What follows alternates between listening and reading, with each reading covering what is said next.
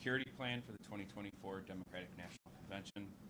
Our goal is to provide you with as much information as quickly as possible and get that to the citizens of Chicago and those who are visiting the Seeker and the DNC. There's a lot of people here today from the media, so we'll have some time for questions and answer afterward. If we don't have time to get to everyone, we'll be around after to answer some of your questions, and you can also send them to dncmedia@cityofchicago.com. And many of you also have my email. After the press conference, we'll be sending out a release along with the maps. And so before we bring in today's speakers, I'm going to go over just some ground rules and then the agenda for who will be speaking today. So you'll hear remarks first from Deputy Special Agent in Charge Derek Meyer. It's pronounced Meyer. It's spelled M-A-Y-E-R. Derek is D-E-R-E-K, and he's the Deputy Special Agent in charge of the Chicago Field Office for the Secret Service. Then you'll have Governor J.B. Pritzker, J.B., P-R-I-T-Z-K-E-R, followed by Mayor Brandon Johnson, Brandon, B-R-A-N-D-O-N, Johnson, J-O-H-N-S-O-N. I know you all know this, but Superintendent Larry Snelling will follow the mayor. That's L-A-R-R-Y-S-N-E-L-L-I-N-G. And then 2024 DNC Coordinator Jeff Burnside, who is leading this for the Secret Service. He will then come up, go through the maps, explain where the perimeters are, and what some of those ramifications will be for the surrounding area. So he'll give a comprehensive review. Followed by that, we'll have Acting FBI Special Agent in Charge Lucas Rothar, Lucas L-U-C-A-S, Rothar R-O-T-H-A-A-R. And then lastly, it'll be Chicago Office of Emergency Management and Communications Executive Director Jose Tirado, Jose J-O-S-E, Tirado T-I-R-A-D-O. Following the remarks, like I said, we'll have a brief Q&A. We have a hard stop at 12:30, so given the number of all you here today, we're not going to have time to go into off-topic questions. If you do, we have a number of public affairs folks in the room today that we can answer your questions afterward. Then we ask that when we'll call on you for questions. So if we call on you, you ask a question and a follow-up, and please lead with your name and outlet. And then, like I said, any questions that don't get answered today, please send to the appropriate agency or office. So with that, we'll bring in the speakers. Oh, I'm sorry. One last thing I wanted to mention. This is a national special security event for those who don't know. So that this is designated by the Department of Homeland Security, and this will be the 79th NSSE since their inception. And the Chicago Field Office was in charge of both the Republican National Convention in Milwaukee last week, as well as the DNC. So now with that, we'll bring in the speakers. Thank you.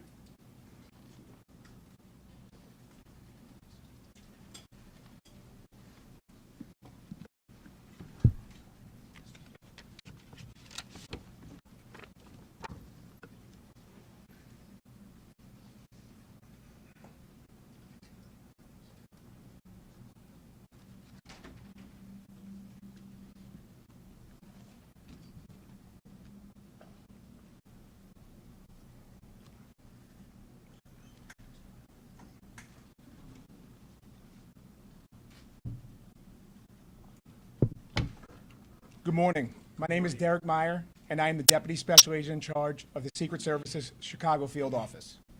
I must begin by saying the assassination attempt of former President Donald Trump on July 13th was a terrible day for our entire nation. The investigation into this incident is being handled in Washington, D.C. The Secret Service remains dedicated to transparency and is working diligently to seek answers. An incident like what took place in Butler, Pennsylvania must never happen again. I have been working in the Chicago Field Office for the past 6 years. This is my home, and I'm eager for the 2024 Democratic National Convention to come to this city. The Secret Service has been working diligently over the past year with our local, state, and federal partners to develop a security plan for the convention. We are here to unveil the security perimeter for the 2024 DNC, which will take place at the United Center, McCormick Place, and other venues throughout the city. The events run from August 19th through August 22nd. The convention has been designated a National Special Security event, which brings with it a full complement of resources from the federal government. These NSSEs also rely heavily on partnership. Many of those on our team are here today, including Illinois Governor J.B. Pritzker, Chicago Mayor Brandon Johnson, Chicago Police Superintendent Larry Snelling, U.S. Secret Service DNC Coordinator Jeffrey Burnside, FBI Acting Special Agent in Charge Lucas Rothar, and Jose Tirado, the Executive Director of the Chicago Office of Emergency Management and Communications. We also have representatives from other key agencies on hand to answer your questions. The perimeter maps you will soon see were carefully crafted with input from our public safety partners, community groups, local businesses, traffic and transportation experts.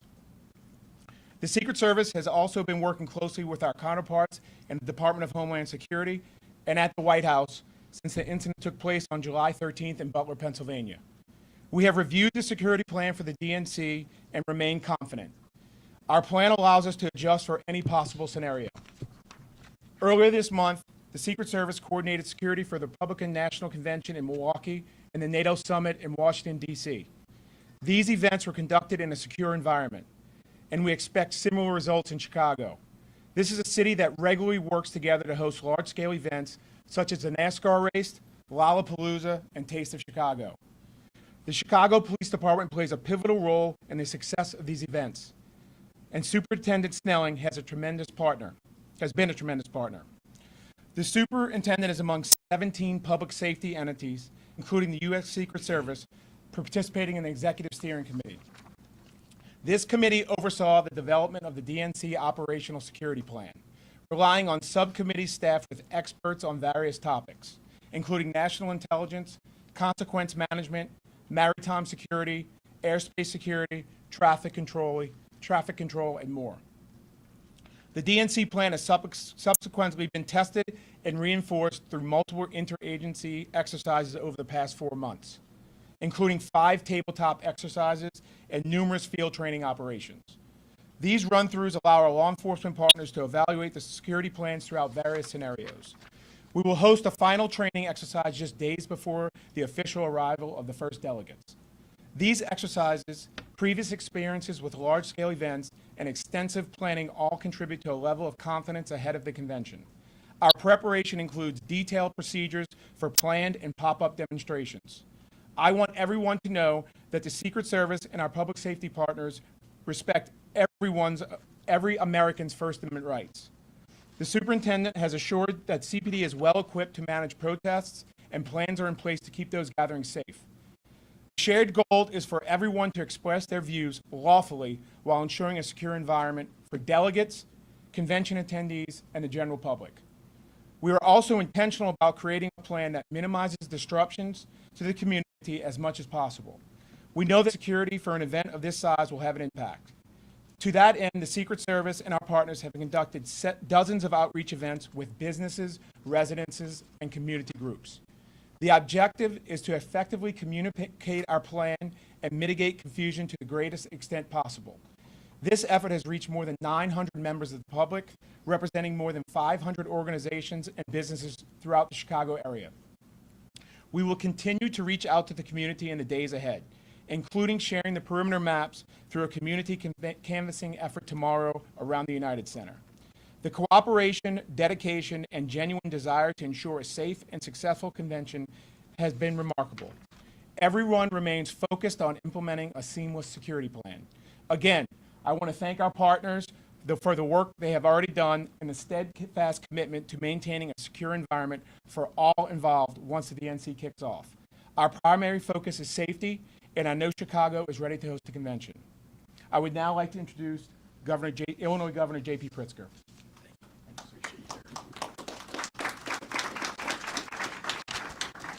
Thank you very much, Derek, and thank you all for joining us today. It really is my honor to be here alongside the people who are making this historic Democratic National Convention possible. I want to first thank Jeff Burnside and the entire United States Secret Service for their tireless work to keep Chicago and all of us attending the DNC safe. Your professionalism, truly, and your sacrifices make us proud. In less than a month, thousands will gather here in Chicago to make their voices heard by participating in the convention. The eyes of the world will be on our great city, and safety and security have remained our top priorities. It is thanks to the tireless efforts and coordination of the agencies that are represented in this room from all levels of government that convention goers and residents alike can participate and spectate to the fullest extent without fear for their safety. I want to acknowledge some of the great local and state leaders and agencies who have sacrificed nights and weekends in pursuit of that effort. The staff and representatives from the mayor's office and the city of Chicago, the Chicago Fire Department, led by Commissioner Annette Nance Holt, Chicago Police Department, led by Superintendent Larry Snelling, and the Chicago Office of Emergency Management and Communications, led by Director Jose Tirado. Illinois Emergency Management Agency and Office of Homeland Security, led by Director Alicia Tate-Nadeau. The Illinois National Guard, led by Major General Rodney Boyd. The Illinois State Police, led by Director Brendan Kelly. Illinois Department of Transportation, led by Secretary Omar Osman, and dozens of other state agencies. We all should take great comfort in having such a sizable and hardworking and skilled force dedicated solely to our safety and security, mapping out truly every detail and logistic at convention sites across the city. And with these comprehensive public safety plans and security measures, we should sleep soundly knowing how much preparation has been done. I also want to stress our commitment to transparency and information sharing throughout this process.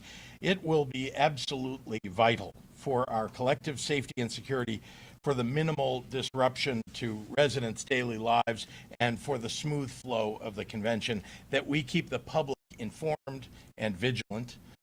I encourage all residents and convention goers to pay close attention to public announcements and posted signage to ensure that they are prepared.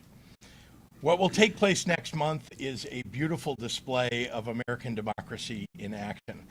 Here in Chicago, millions will watch. Tens of thousands visiting from around the globe and around the United States will witness a triumph of political expression and engagement, doing so without fear for their safety. That is a testament to our democratic culture. But more importantly, it is thanks to the hard work and sacrifice of the folks you see standing up here today. I also want to thank each and every one of you in the audience who are engaged in this endeavor for your service. We all owe you a sincere debt of gratitude. To those visiting us next month, enjoy our terrific global city of Chicago. And with that, I'm pleased to turn this podium over to our partner and friend, Chicago Mayor Brandon Johnson. Mayor. Well, good morning, everyone, and thank you, Governor Pritzker. Is it morning still? Is it? Okay. Thank you all for joining us today. The state of Illinois has been an incredible partner, Governor Pritzker, throughout this entire endeavor. Of course, we do appreciate the work of U.S. Secret Service, the FBI, the DNCC, as well as the DNC Host Committee, all of the city departments, sister agencies who remain hard at work preparing Chicago for the 2024 Democratic National Convention. Thank you for your leadership and cooperation over the past year to ensure that we are ready to host the best national convention yet. And let me state this unequivocally. Chicago was ready. We were born ready. And I'm not just talking about the convention itself. So much has changed from our first announcement regarding the DNC to now. Now Chicago is not just hosting another convention. We are welcoming a new breath of life into our nation with the historic nomination of Vice President Kamala Harris. Though this is our city's 26th time hosting a national convention, this moment is like no other.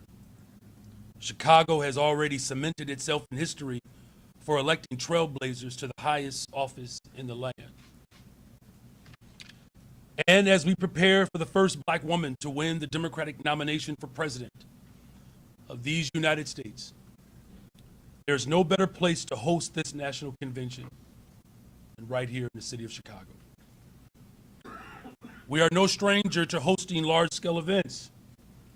Chicago hosted NATO in 2012, NASCAR for the second year in a row, and hundreds of conventions each year. We have a proven track record as a host city. Our past experiences and expertise hosting events have given us great lessons in preparation for the 2024 DNC. In a few moments, our federal partners and public safety agency leaders will describe the safety plans in place to safeguard residents, visitors, delegates, protesters, and everyone else in between. Meanwhile, our city departments have been working hard to showcase this beautiful city. This is an all hands on deck, and it's a citywide effort. The Department of Streets and Sanitation continues to do its work, trimming trees, cleaning up public spaces, sidewalks, beautifying our neighborhoods from the north side to the south side, ensuring that they are ready to be on the global stage. The Park District is keeping our green space clean and clear, and the Department of Transportation has added accessibility improvements, it's repaired sidewalks, and repaved streets. They are also painting light poles and planting flowers to further beautify our city. So in other words, the men and women who staff our departments are continuing to do the things that they do every single day serving the city of Chicago. And after it was announced that Chicago would be hosting the 2024 DNC, it was clear that in our preparation, we must invest in legacy projects that will uplift our residents and serve our community long after the convention. A great example is the construction of the $80 million CTA Damon and Lake Green Line station. This station fills a gap between existing stations on the Green Line to provide transit access to those living and working near Kinsey Street corridor. This will greatly benefit the West Side neighborhoods. And of course, all of those who will be visiting the United Center. And through all of this work, our commitment is clear. We will secure a safe and vibrant Democratic National Convention and continue to serve the residents who rely on our city department's dedicated service each and every day. To those preparing to visit us, we look forward to you experiencing what I call the soul of Chicago. From our diverse cultural experiences to our world-class dining, breathtaking views of our lake and skyline, and the amazing people that make up the 77 diverse communities. There is no way to experience all of Chicago in one trip. So go ahead and just put your money away so that you can come back and visit us in the fall and next summer. And with our preparation in place, I'm confident that the 2024 DNC will be a safe and successful convention.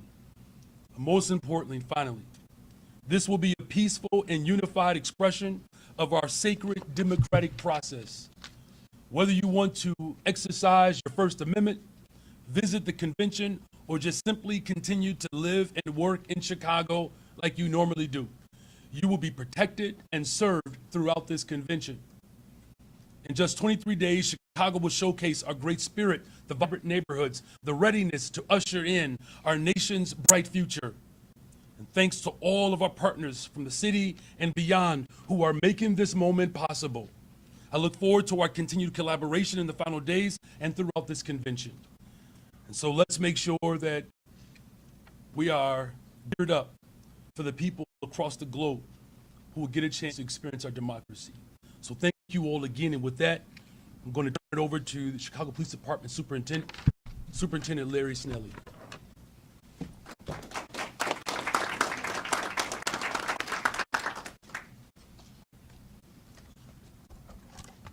Good morning.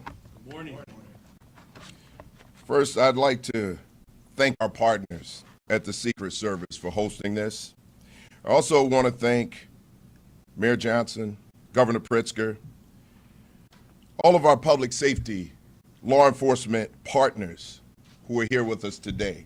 I'd also like to thank, because we can't leave out two key components that we partner with on a daily basis as the Chicago Police Department.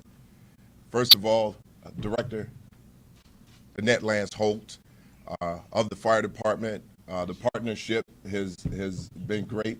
Commissioner, I'm sorry. And I'll pay for that later. I'll do some push-ups. And also Director Torado of OEMC. The partnership has just been great, but the partnership with OEMC and the fire department has been excellent throughout the years. There are a lot of things that we as the Chicago Police Department could not do without them, so I'd like to thank them. I also have to thank my team here. I can't say enough about the incredible work that they're doing. Chief Dwayne DeVries, Deputy Chief Chris Papayuano, say that 3 times fast, and Deputy Chief Jill Stevens. They've just done such a great job of working with our federal partners. So I just want to start out by saying this. Our partnership with the Secret Service is strong. Ever since we started this process a year ago, we have had a great partnership, great communication, great collaboration. Without that communication and collaboration, we could not be where we are right now in the planning for the DNC. The partnership between Chicago Police Department, Secret Service, as well as federal, state, municipal agencies has been outstanding, because what we're looking for is a safe and successful DNC, and we'll continue the partnership throughout and for many years to come. For more than a year, we've been working together to make this a successful event. It has to be safe in order for it to be successful. We started training over a year ago. When we look at our partners and the information that we gather from our partners, the intelligence that we gather from our partners, the intelligence that we discover ourselves, we plan around those things. We're flexible, we're fluid. And as things change, we're able to adapt, assess those situations, and make necessary changes if those changes are necessary. I don't want anybody to believe that we think that we have to make changes. We do not at this point, but we are prepared to move with the flow of intelligence that we gather. We also look at best practices. So as we assess, as we move forward, we will continue to do what is absolutely necessary to keep the city safe. So our training, since this started, Commander Ralph Cruz, I cannot say enough about him. He's headed up the training. He was also my partner during the NATO event. We headed up the training for that event. We also had the first responding teams in the field when we went out. So I have all the confidence in the world that there's experience here in dealing with these types of events. Also, my team that you see here to my right, they were also part of the NATO event. So that experience is ongoing. We've taken some of that experience, the experiences and the best practices there. We've looked at areas where we could improve, and we've improved upon those things. All of our training is rooted in the First and Fourth Amendments. It is important that our officers understand the First Amendment and the protection of First Amendment activity. The Chicago Police Department will not only allow everyone who comes here to express their First Amendment rights, but we will also protect their rights while they're doing it. We will protect them. It is important to understand that our job is to uphold the Constitution, and that is exactly what we're going to do. What we will not tolerate is vandalism to our city. What we will not tolerate it's violent activity. If we see that, we will put an end to it quickly. Our officers have been dealing with protests since last year. Over 80 events that have occurred throughout this city. And I'm proud to say that our officers have responded very well. We have not seen any major incidents when our officers are engaging with those who are out protesting. We're in constant communication with our protest groups. We will continue to communicate with those groups because it's absolutely necessary for us to have an understanding of what it is that they expect from us and what we expect from them. So we've laid out clear plans on those expectations. So I want to be clear that this is not just about the Democratic National Convention. The Chicago Police Department has an obligation to the entire city of Chicago. Every single neighborhood we will be protecting. And we're looking at our manpower, we're looking at our allocations, and we want to make sure, and we will make sure that the neighborhoods who need us the most, we will be there for those neighborhoods. We will be there for the entire city of Chicago. So I don't want anyone to walk away from here believing that this safety plan is just about the DNC. It's about our city.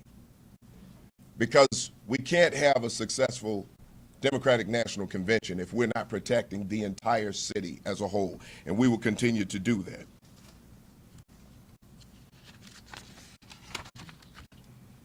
Lastly, I'd like to thank everyone who's been a part of the planning for the Democratic National Convention. I want to thank in advance our citizens of Chicago who, at times, especially through a lot of these events, had to deal with traffic, rerouting their days, finding alternative ways to get to and from to work, and their patience around all of these events. And we imagine that that's going to happen again during the DNC. That patience is what helps us keep the city safe.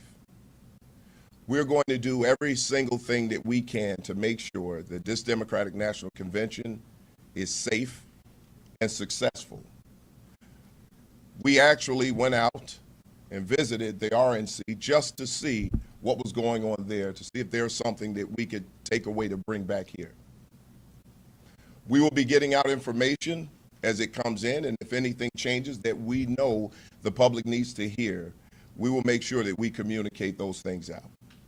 So thank you to everyone who's been a part of this planning, and we appreciate your cooperation in all of it. With that, I'm going to turn it over to the Secret Service DNC Coordinator, Jeff Burnside.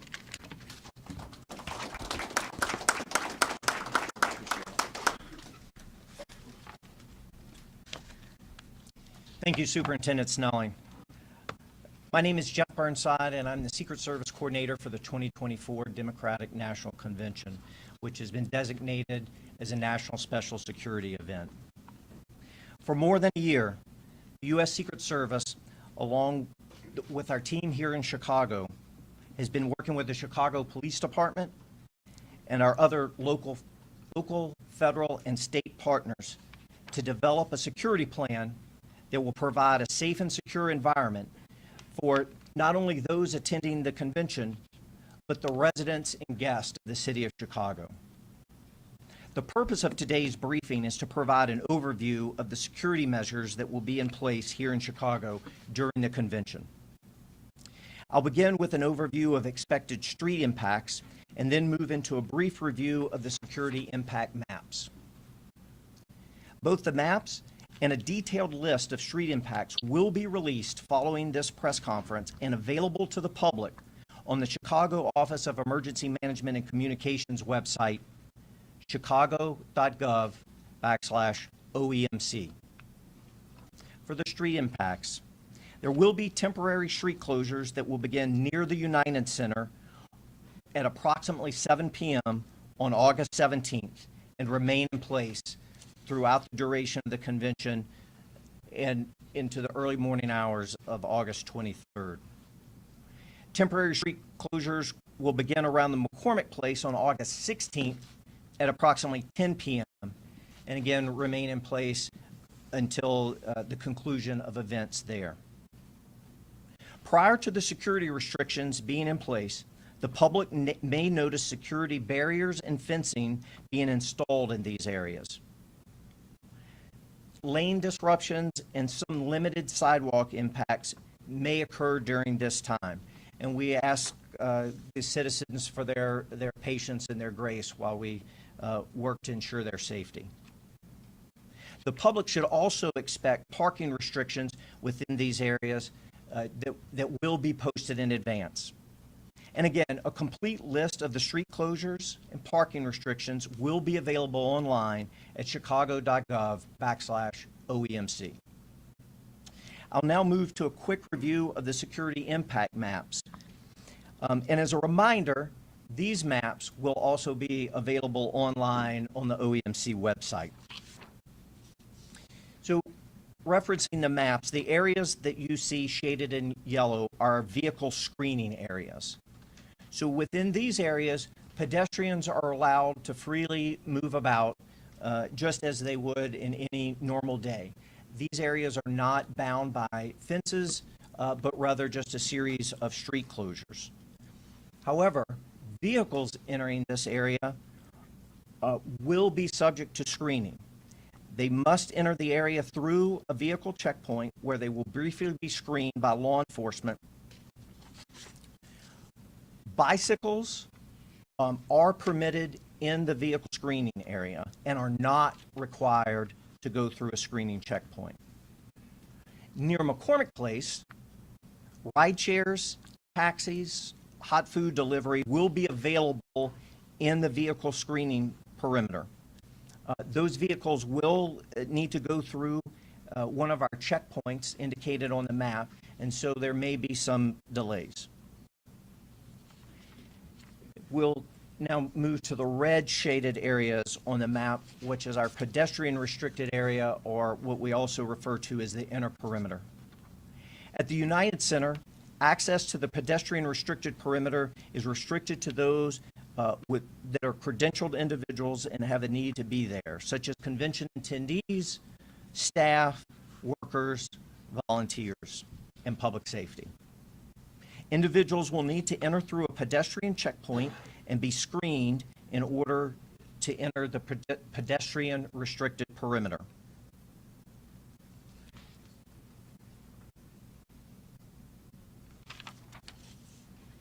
Personal vehicles will not be allowed to enter the pedestrian restricted perimeter. Bicycles, scooters, golf carts will also be restricted in this area and not permitted.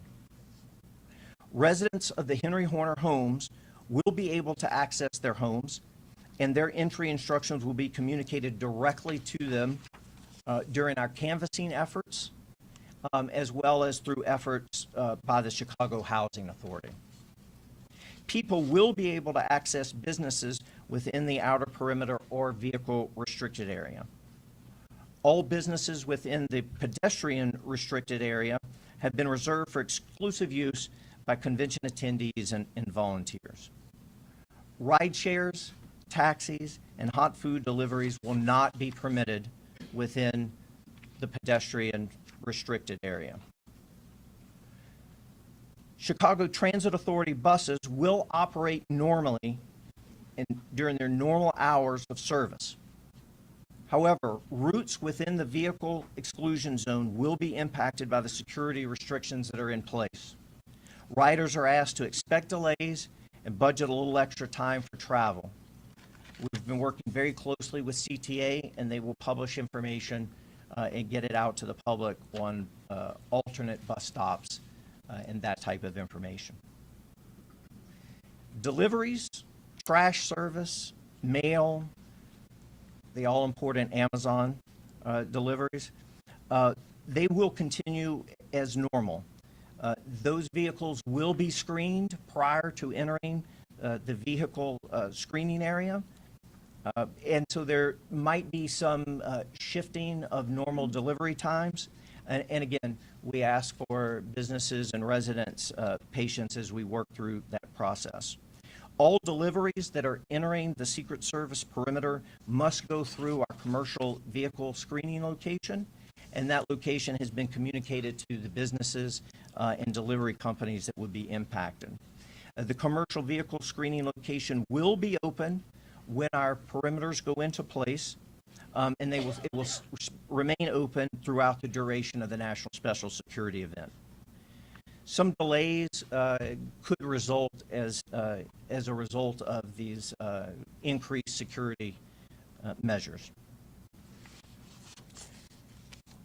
While security for an event of this size and scope will have an impact on city residents, the goal of the Secret Service and our partners is to provide the most secure environment while minimizing the daily disruptions to the city. In the event of an emergency, the Chicago Office of Emergency Management and Communications app will be used to notify those in the area of a critical situation. We will continue to update the public on any potential changes to the security measures, and residents are encouraged to follow the Chicago Office of Emergency Management and Communication on social media and visit the city's website, again, at chicago.gov/OEMC. There they will find all of the information that they need on the full impacts of our security measures. In closing, I'd just like to thank all of our partners in the city of Chicago, the state of Illinois, all of our federal partners. This has truly been a collaborative effort. As the superintendent said, we've been working in close coordination for well over a year, and it has truly been the honor of my career to have this assignment and to work with our tremendous partners here in the city of Chicago. Now I would like to introduce the acting special agent in charge of the FBI's Chicago field office, Lucas Rothar.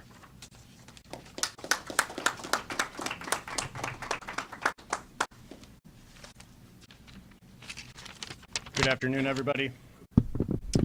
I'm Lucas Rothar, the acting special agent in charge of the Chicago division of the FBI. Upon the designation of a national special security event, the FBI is tasked with being the lead coordinator for intelligence relating to that event. For over the past year, the men and women of the FBI, along with our partners in law enforcement, have worked diligently to evaluate and assess all information and intelligence related to this event.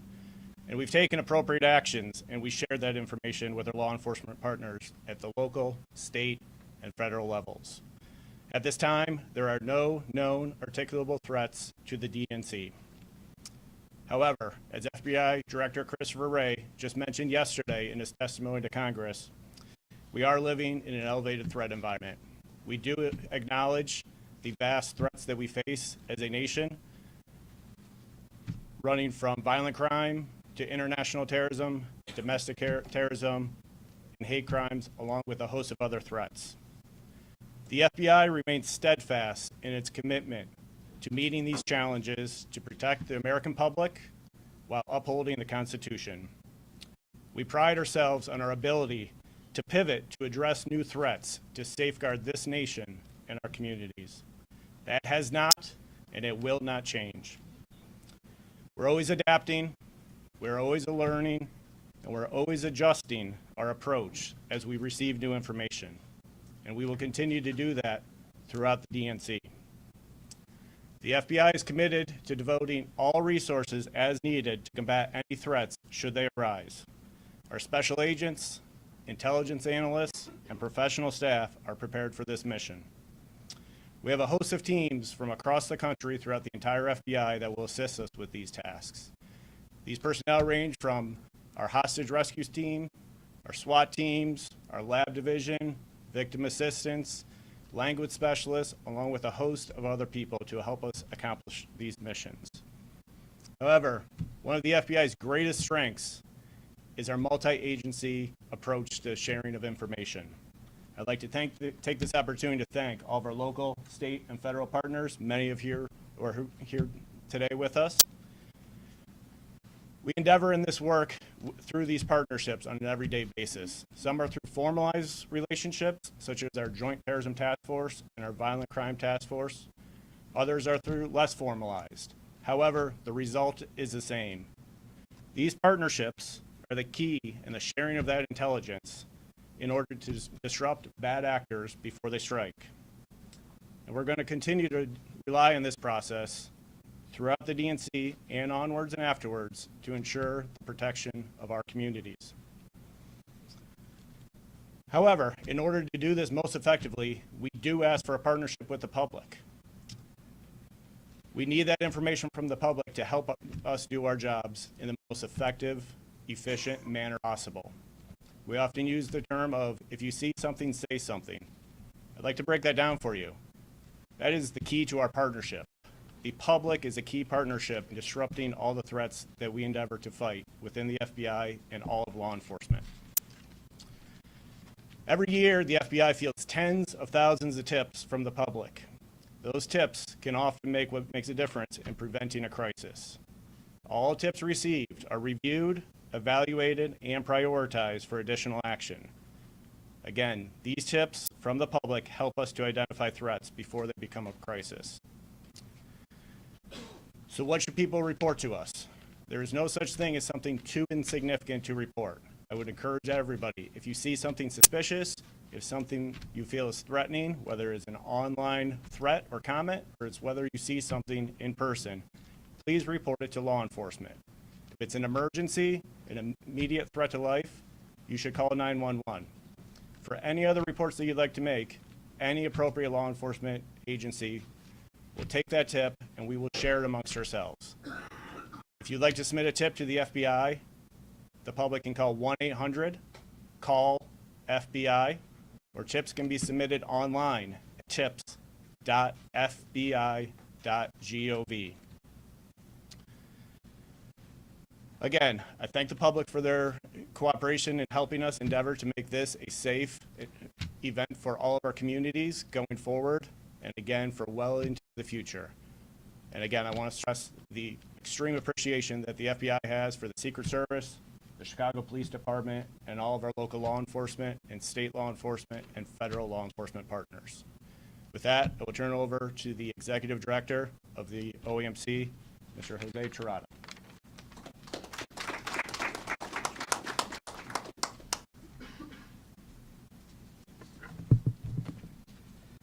Good afternoon. My name is Jose Tirado, and I am the Executive Director of the Office of Emergency Management and Communications for the City of Chicago. OEMC is coordinating public safety efforts for the DNC and around the United Center, McCormick Place, and throughout the rest of the city. Our number one priority is public safety. Throughout the past year, OEMC has been coordinating security and safety planning with the Secret Service, the Chicago Police Department, the Chicago Fire Department, city agencies, as well as other partners and convention organizers to ensure the safety of all residents, visitors, and convention attendees. We have plans in place to handle the additional crowds and increased traffic citywide. The largest impacts will be felt around the United Center, McCormick Place, specifically due to street closures, parking restrictions, and added security measures. Businesses and homes will be accessible within those perimeters. Before heading out, please remember to plan ahead, allow extra travel time, consider alternate routes, and use public transportation if possible. OEMC, alongside other city departments and federal agencies, will continue to canvass the impacted areas to engage with residents and businesses to answer any of their questions. This includes the areas around the United Center, McCormick Place, the Central Business District, the West Loop, and the South Loop. OEMC's website is chicago.gov/OEMC. It contains information related to public safety, street closures, traffic reroutes, parking restrictions, emergency notifications, and much more. Throughout the convention, OEMC will be pushing out important notifications. In addition to Notify Chicago and ShyBiz alerts, we have developed a dedicated text alert for the convention for DNC 2024.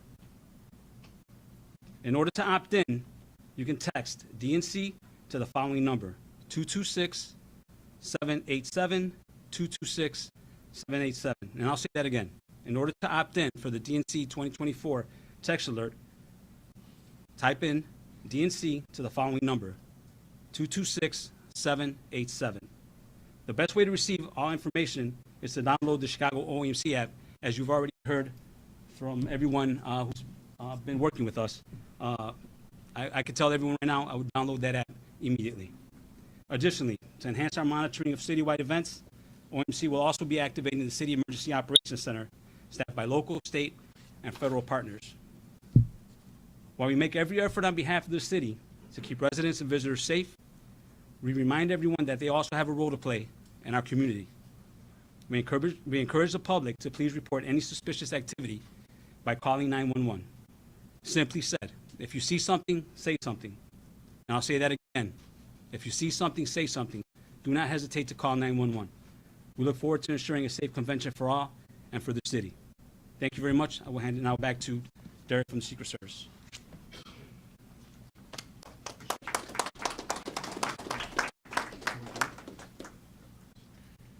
We will now open the floor up for questions. Just a reminder, just please lead with your name and outlet, and then we're gonna try to just do one question and get follow-ups later because there's so many. AP? The protesters have indicated that there's talks to do closer to the United Center. And I don't know who would be the best for that, but where those talks are and approximately where they would be.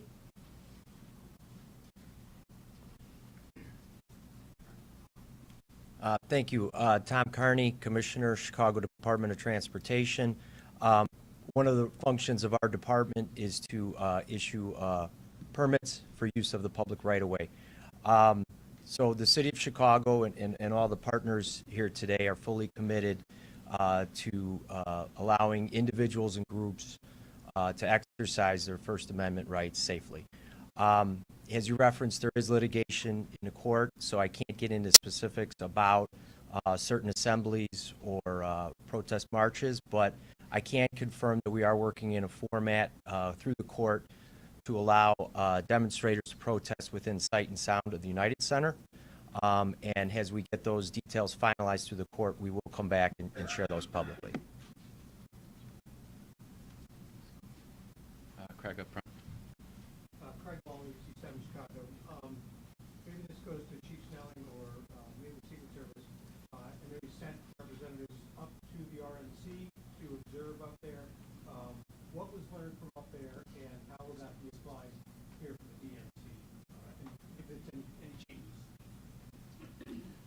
Well, what I can tell you is that we saw a lot of great things, and we saw some things that maybe we can apply here. However, the planning that we've been doing here has been great.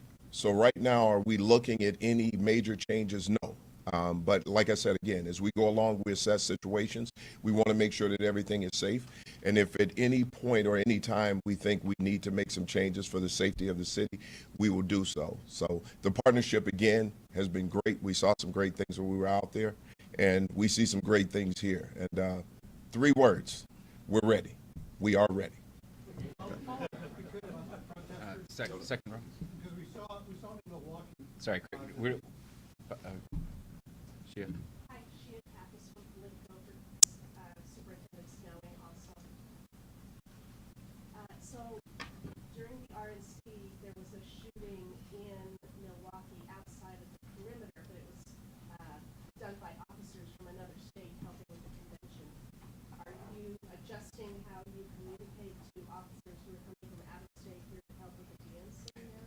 No, there are no adjustments that need to be made at this time. Basically, here we have outside agencies who are going to come in. Most of them are right here from Illinois, and then we have some from Milwaukee who are coming in.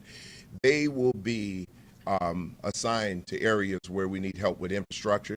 They will not be in the neighborhoods. They will not be in areas where we know there's a possibility that they would have to take some type of police action. Now, that doesn't mean that they won't have to where they are.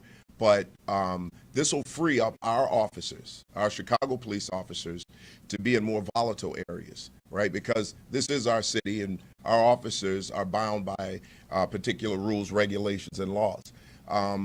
At the same time, all of those officers who are coming in to the city of Chicago, they will be getting 8 to 12 hours of training on some of our policies, training, and the expectations of our city. So we have a really good plan in place for that, to make sure that they're secure and that our officers are responding to those more volatile situations in the city. Just in case. First row here.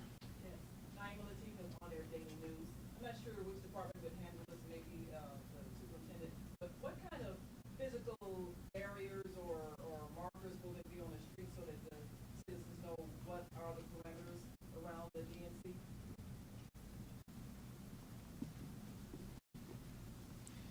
So I'm a visual learner, so I'm going to reference the maps as we kind of talk through this. So in the yellow areas, that is not bound by any type of fencing. That will be a series of street closures that will be well marked for motorists so that they will see those. The red areas will be bound by fencing. And pedestrians will be able to see that. It will be clearly marked. It will be clearly visible. There will be no confusion about what is a restricted area and what is not a restricted area. Or second, right, Julie. Superintendent, can you tell us, are there any protest groups that you have not communicated with that you expect will arrive in Chicago to demonstrate? Well, here's what I can tell you, because it's unpredictable who will arrive here. We're willing to meet with any protest group to have that conversation, to talk about expectations, to explain what it is that we expect of them. And because I think that clear communication gives us an idea of how they can move forward successfully and having their voices heard. And at the same time, it gives us an opportunity to help keep our city safe. And it also allows us to know and understand where we need to deploy resources. So any conversation to be had, we're willing to have those conversations. Third row on the end. Good morning, Michelle Gallardo with ABC7. My question is for both Director Vidado and for the Secret Service. You've discussed the desire to minimize impacts to both businesses and residents, both on the inner perimeter and in the yellow zone, and the outreach that has already been done. Can you be more specific about what kind of communications have already been had with maybe businesses or resident groups in the area, and what more you expect to be doing between now and the beginning of the convention?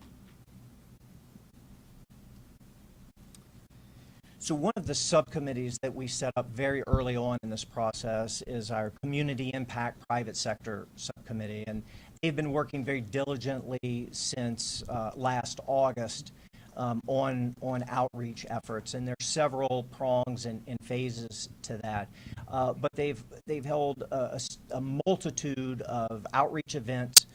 We've reached over 1,000 organizations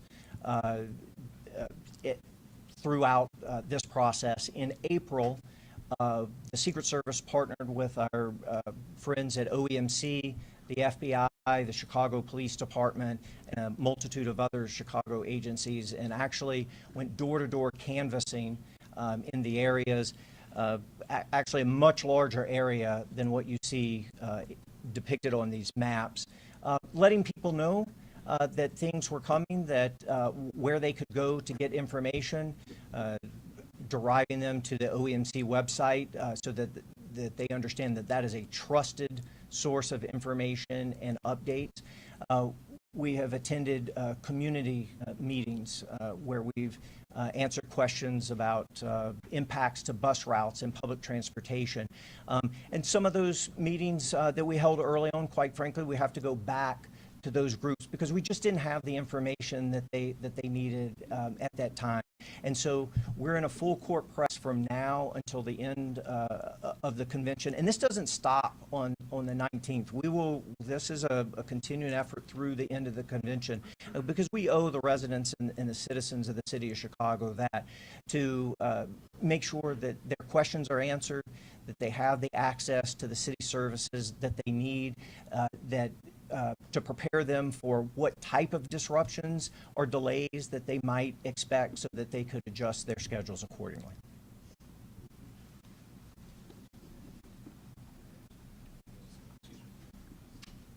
Sorry, give me 1 second. So just to touch on the question, right? Jeff did an amazing job, but the reason I'm going to introduce Ivan Capifali is because he's also boots on the ground to get into specifics on how OEMC, Secret Service, CPD, Community Engagement from the Mayor's Office has been pushing out this message since April, and March. I'm going to bring him up. This is Ivan Capitali, first deputy for the ACP. Good afternoon, everyone. Good afternoon. And thank you for being here. My name is Ivan Capifali, and I'm the acting commissioner for the Chicago Department of Business Affairs and Consumer Protection, also known as BACP. BACP in-person canvassing efforts included businesses and residents within the newly announced perimeter and those near the venues. Additionally, BACP set up a phone bank and has been actively reaching out to businesses that were missed during the in-person canvassing. Since April, BACP has reached out to almost 900 businesses around the United Center and nearly 500 businesses near McCormick Place.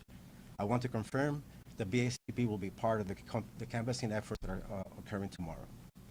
Additionally, BACP has shared DNC information through emails and our social media pages, engaged with delegate agencies, elected officials, industry partners, and more. We created a frequently asked questions toolkit in collaboration with the Office of Emergency Management and distributed it widely. Lastly, BACP has been urging businesses to enroll in Chibis Alerts, which provides vital text and email notifications tailored for the business community. Since launching our outreach efforts in April, we've experienced a 17% growth in business in subscribers to Chibis Alerts, demonstrating the effectiveness of our initiatives. I want to thank our partners and business community and preparing for the convention. Thank you everyone for being here today. And we'll be having an advisory come out later about the canvassing. Marianne? Thank you, Marianne Ager from NBC5. In Milwaukee, the mayor provided daily updates at 6:30 a.m. every day. I'm wondering, Mayor, if you anticipate doing that, or if someone else will be offering sort of an update of what happened so that the media is informed of how everything's going daily? I don't want to speak for the mayor, but the Secret Service and CPD will do a daily presser. We're still working on that time, but it'll either be in the late morning or the late afternoon. And do you know where that would be? We're still working that out. We're hoping to have it at OEMC. Thank you.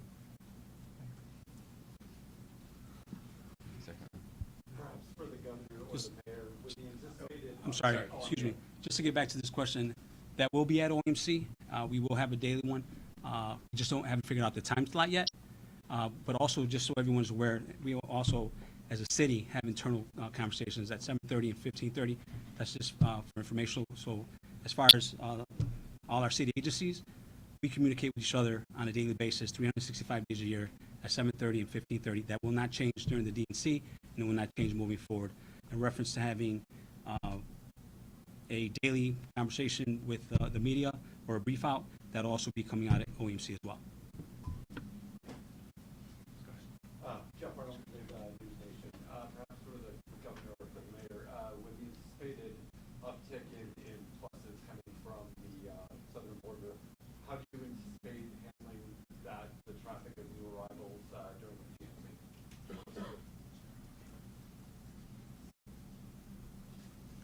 Well, there's been a very strong partnership between the state of Illinois and the county of Cook to prepare ourselves for that act if it were to take place. We have right now currently roughly 5,600 new arrivals that are still in our shelters. Our collective resources are prepared for as many as 15,000. But we certainly hope that, Governor Abbott finds Jesus Christ as a Lord and Savior and don't do that. All right, thank you.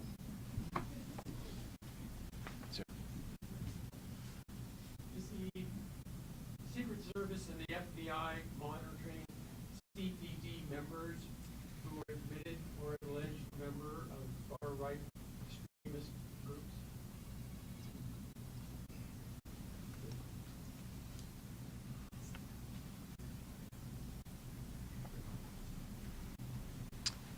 Yeah, so we're not going to comment on the existence of any pending investigations, whether we have one or not. What I can tell you is the FBI is committed to the investigation of all individuals relating to possibility of any domestic terrorism relations or any hate crimes or any other civil rights violations. Second row. Hi, Governor, you said earlier in the speech you had not received any vetting materials about possibly being vice president. Is that still true? And can you confirm that the Harris campaign called you? The Harris campaign did not call me yesterday. I have had a number of conversations with people I do regularly with the campaign, and as you know, I've been traveling the country to promote the Biden-Harris ticket, and now, of course, the Harris led ticket, rather. And so that's what's been going on over the last few days. And as I say, I don't want to talk about any private conversations I've had, but I will say that I have said directly to the vice president that I'm going to do everything and anything that is necessary to make sure that we beat Donald Trump and J.D. Vance, who, like me, doesn't use periods between the. Sorry, some of you will get that. And to make sure that we're communicating across the country the message of hope that comes from a Harris candidacy and her victory in November. Thank you. And on the vetting materials issue? Yeah, as I said, I'm not going to talk about any conversations that we've had. I haven't talked to the campaign the way you've described. Just spoke with Vice President Harris. You interested in being VP? I think all of you have heard me say that I really have been honored to have been elected twice as governor of the state of Illinois. I really enjoy the work, sometimes very challenging, but always the opportunity to serve the 13 million people of our state. And so, there's not much that would pull me away from that job. Governor, you said two things. You said you haven't talked to them and that you did talk to her. So which one is it? Sorry, I think the question was, had I spoken with them in the last day? Did I get a call? And the answer is no. I did mean this. Yeah. Have you spoken to the Harris campaign? Well, sure. I don't know anybody who's involved in Democratic politics that isn't talking to the Harris campaign. If you have the opportunity to. So that's the answer. I mean, as you know, I know people who work on the campaign, and I'm involved in transmitting message of the campaign. So I'm excited about the next 100 days.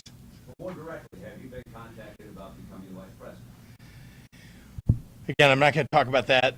I can tell you that I'm going to campaign. Whatever happens in this process that I understand is going on, my job is to make sure that we win in November. So I'm going to work hard to do that, as I have for, the last year and a half of this campaign.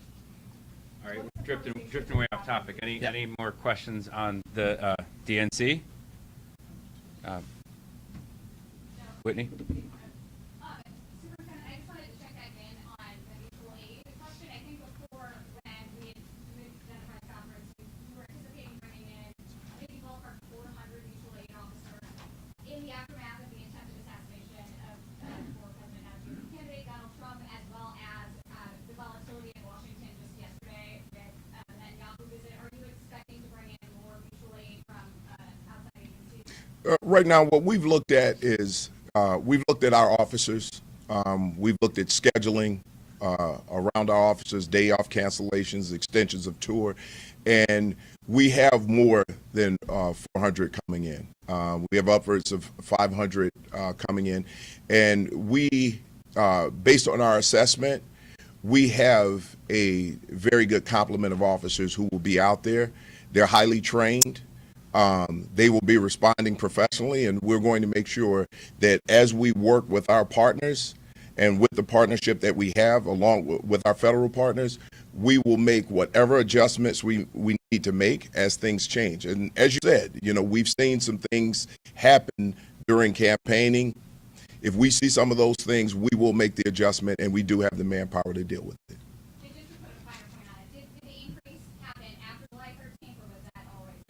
It was already baked in. This is something that we've been looking at, and we've been assessing these situations as we go along. Again, when you're going through a year of planning, that you don't have all the answers when you start planning and you start training. as you move along, as you assess situations, as you look at the changes in venues, things of that nature, then you have to make the changes with it. And we've done that. And we'll continue to do that. We'll continue to make assessments. And if there's something that we think we need more of, we'll make requests for that. Superintendent, protesters do not stay in the assigned Okay, areas. guys, we have time for one last question. Craig, you've had three. Right there. So I think the PAPC person said, you've been in communication with 900 businesses here in the United Center and 500 in Oklahoma places, and you've heard videos. Is that accurate? And if so, is there any Milwaukee, many of the businesses that were in the yellow zone really had no business at all? They were just dead. Is there any plan in place to help some of these businesses once it gets over? Our first efforts actually included everybody within the perimeter and outside the perimeter. Oh, I'm sorry. Our first canvassing effort included inside the perimeter and outside the perimeter. So we've been in communication with all of them. So what is your question? For the lost revenue these businesses will likely have, is there any plan in place to compensate after? I don't have any information about that right now. We are in communication with our partners, with the federal, state, and local, to see if there's any way that we can find monies for that. But right now, we're not thinking about that. Thank you. If I can, I was there. Here's the difference. And, I know oftentimes we compare cities, and sometimes we're comparing apples and oranges. This is Chicago, right? We're looking at nearly 3 million people in this city. There will be people coming to our city, moving around. We expect a lot more activity here in Chicago. So those expectations is why we're planning around these situations. We do expect businesses to have traffic, because we're expecting traffic all over the city, and we're planning around all of those things. Okay, everyone, thank you very much.